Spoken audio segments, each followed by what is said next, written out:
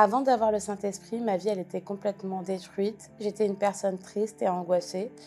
J'ai perdu mon père à l'âge de 10 ans et ça a créé en moi, un grand vide, une tristesse et puis beaucoup de haine envers, ma mère aussi, parce qu'avant le décès de mon père, ils avaient beaucoup de disputes et c'est, les derniers, instants, les dernières images que j'avais gardées, de ma famille et donc du coup, j'ai grandi avec cette colère et cette haine à l'intérieur de moi. J'ai commencé à avoir des mauvaises fréquentations, à consommer, du cannabis et puis, j'ai aussi eu des problèmes de santé. Donc j'étais une personne qui était beaucoup hospitalisée. J'avais des problèmes, aussi bien physiques que psychologiques. Ma grand-mère, elle a invité ma mère au centre d'accueil et on a commencé, à venir à l'église, avec ma mère.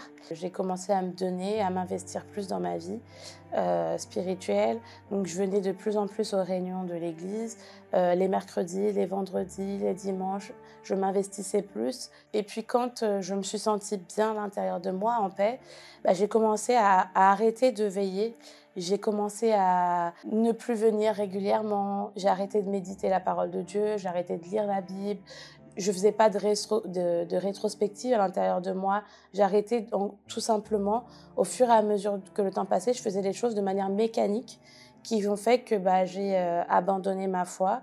J'étais plus, dans la présence de Dieu. J'ai rencontré le père de mes enfants avec qui, j'ai, eu, mon premier fils très rapidement.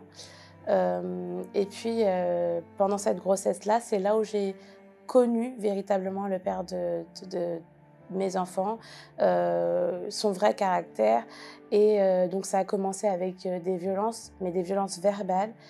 J'étais toujours dénigrée, j'avais toujours des mots et des choses qui faisaient qu'à l'intérieur de moi, je me sentais pas bien, je me sentais, dévalorisée et cela, ça a aussi créé avec ma famille, des conflits parce que, à chaque fois que je prenais la décision de partir, je revenais toujours parce que je me faisais, endoctriner par les mots, par les paroles. Très rapidement, je suis aussi tombée enceinte de mon second fils et là, j'ai vu que ça devenait de pire en pire. Je commençais à avoir des violences physiques, j'ai été battue.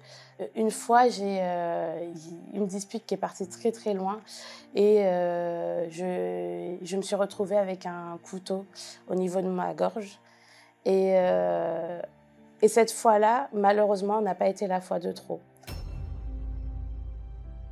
J'ai voulu mettre un terme à ma vie et je voyais qu'à l'intérieur de moi, ça allait vraiment plus. J'étais, détruite psychologiquement, j'étais plus bien à l'intérieur de moi. J'en avais marre de moi-même, j'arrivais plus à me regarder, j'arrivais plus à m'aimer.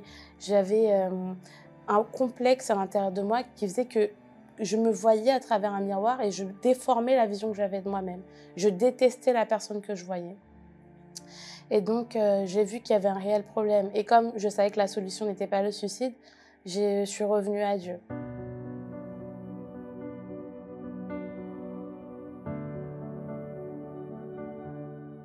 J'ai tenté de revenir, à Dieu. Mais c'était très difficile pour moi, j'étais accusée parce que, je connaissais la parole, je connaissais, ce que je devais mettre en pratique et je le faisais plus et à chaque fois que j'essayais, j'étais tout le temps accusée. Je me disais que, bah, je pourrais jamais revenir à Dieu, que Dieu ne pourrait jamais me pardonner tout ce que j'ai fait.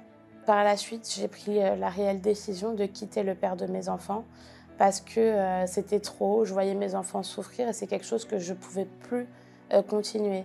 J'avais l'impression que mes enfants ne me méritaient pas, que, en plus de ne pas être une bonne mère, j'étais pas une bonne personne et donc je suis, retournée, à Dieu, je suis revenue à Dieu et ce processus-là était très compliqué parce que j'étais revenue, physiquement, mais à l'intérieur de moi, j'avais du mal à confier. J'avais du mal à confier parce que quand j'ai confié, bah, j'ai été trahie, j'ai été détruite et pour moi de confier, c'était très compliqué et donc il fallait que j'ai, toute cette reconstruction de vie.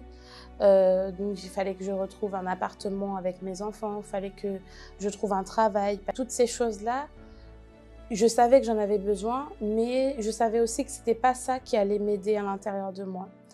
Alors, je suis arrivée à une campagne d'Israël. J'ai dit: «Mon Dieu, voilà, j'ai j'ai des problèmes partout, j'ai des dettes, j'ai des problèmes financiers, il faut que je trouve un travail, il faut que j'accède à la formation que je veux faire. Tout ça, j'en ai besoin parce qu'aujourd'hui, si j'ai pas ça, je pourrais pas nourrir mes enfants.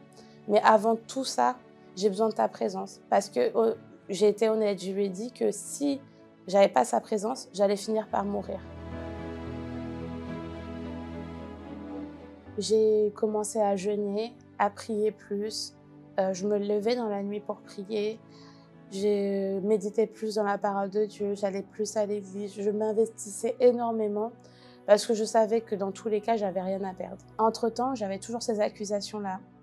J'avais toujours ces mauvaises pensées à l'intérieur de moi que je ne méritais pas, que Dieu ne répondrait pas parce que j'ai été sale, que j'ai abandonné Dieu auparavant, pourquoi il me répondrait. J'avais toujours ces choses-là qui m'accusaient tous les jours, 24 heures sur 24, 7 jours sur 7.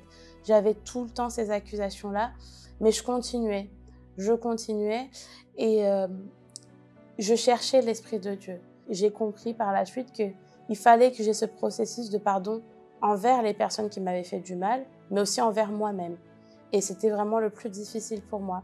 Parce que je m'étais rendu compte qu'entre-temps, j'avais vraiment pardonné aux personnes qui m'avaient fait du mal, mais la personne à qui je devais le plus pardonner, qui était moi-même, je ne l'avais pas fait. J'ai commencé à demander justement à Dieu qui me donne cette force de me pardonner à moi-même, d'arrêter de m'en vouloir pour les choses que j'avais faites dans le passé. Par la suite, j'ai déposé mon sacrifice sur l'autel.